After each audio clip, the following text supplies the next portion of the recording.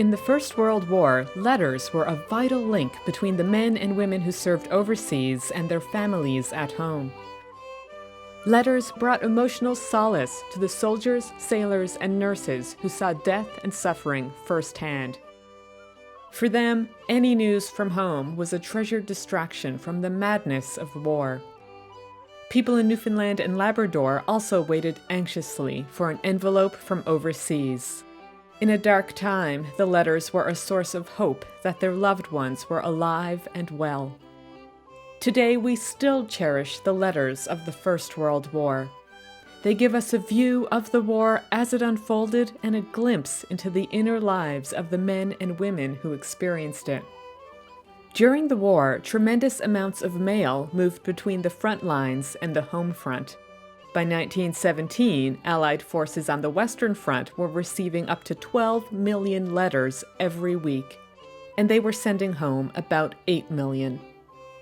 Military officials were worried that some of those envelopes might contain sensitive information, secrets that might help the enemy, or news of Allied setbacks and losses that could shake morale at home. So they appointed censors to read the mail and delete anything they deemed inappropriate. That could include the names of towns where the troops were stationed or plans for upcoming battles. Censors erased or blotted out unwanted phrases. Sometimes they even tore out sensitive information, like in this letter, which nurse Frances Cluett sent to her mother in Belorem, Newfoundland. The censor who checked this letter removed the word Rouen. It was the city where Cluett was stationed in France. But not all censors were that rigorous. In some of Cluett's later letters, the word Rouen remained intact. Dear Mother, the first part of this letter was posted this afternoon. I did not care to put the whole letter in with the check, as the letter had to be censored in Rouen instead of the camp. And of course, when you were standing by the officer censoring them, you were jolly glad to have just a little bit of writing. It is not the same when we get them censored in our camp, for we just drop the letters in opened into the letter box and know nothing more about them. Goodbye, Mother. Private Frank Lind of the Newfoundland Regiment also wrote about the censors in his letters to the Daily News. Lind sent 32 letters to the newspaper during the war. His witty and charismatic writing helped to boost morale at home while keeping an entire dominion informed of the regiment's actions overseas. Before I begin, let me say that the censorship is very strict. All letters are read over and censored, and anything not allowed is erased. So you will understand if every now and again you find a blank. It was usually up to the junior officers to censor the letters that the enlisted men in their unit wrote, but some servicemen were uncomfortable with that arrangement. They didn't want someone they worked with every day to read their intimate mail home. So the military created other ways to censor information leaving the front lines. One was the honor envelope. The writer had to sign a declaration promising that he or she had not revealed any secret information. Letters in honor envelopes were not opened by the unit's officers. Instead, they could be censored by officials at headquarters or the base. There was also the field service postcard. Writers simply scratched out the phrases that were not relevant and left in the ones that were. The cards required very little censoring, so they arrived home quickly, but they were also impersonal. If the soldiers wrote any additional information on the field cards, the censors would destroy them altogether. Many people used the cards as a way to quickly send a note to their families in between longer letters.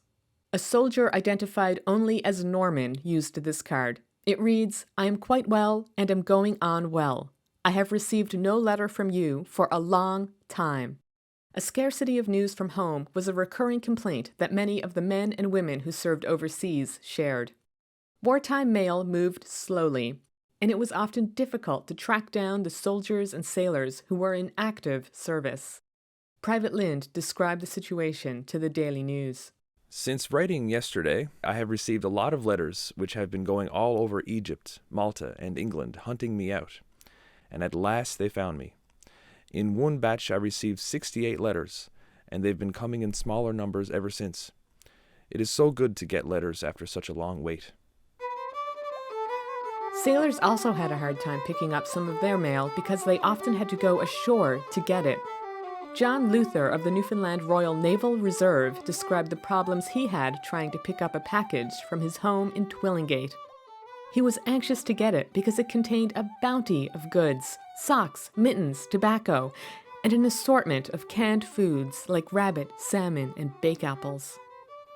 The box is here all right, but they will not deliver it to anyone but the owner. I don't know when I shall be able to get it.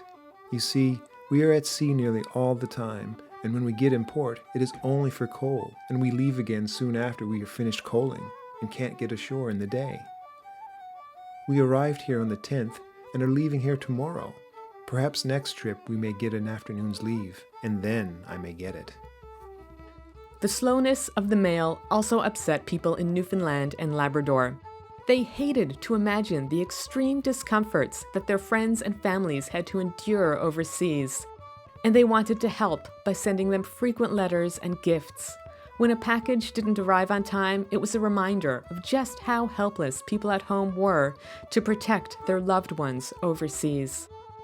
Among those helpless individuals was Emily Knight, a mother who was doing her best to make life better for her son in the Newfoundland Regiment.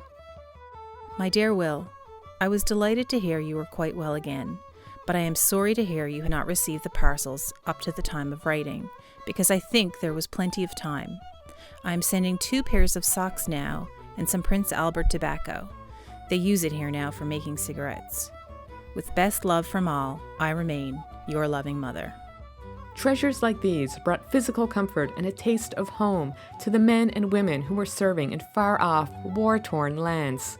Frank Lind wrote about the gratitude that the people overseas felt when they received presents from home. We are so thankful to the kind friends at home for all they are doing for us. The action of the government in allowing our mail to pass free of charge is very much appreciated by us all. And the kind ladies who are doing so much in the way of sending clothing and luxuries, we shall never forget them. The hardest problem we smokers have to face is the tobacco. It is almost impossible to get good tobacco in this country. A stick of mayo is indeed a luxury. Lynn's casual remark sparked a Dominion-wide fundraising campaign that sent more than 800 kilograms of mayo tobacco to troops overseas. But even more important than gifts of food and clothing was the emotional support that came with a letter from home.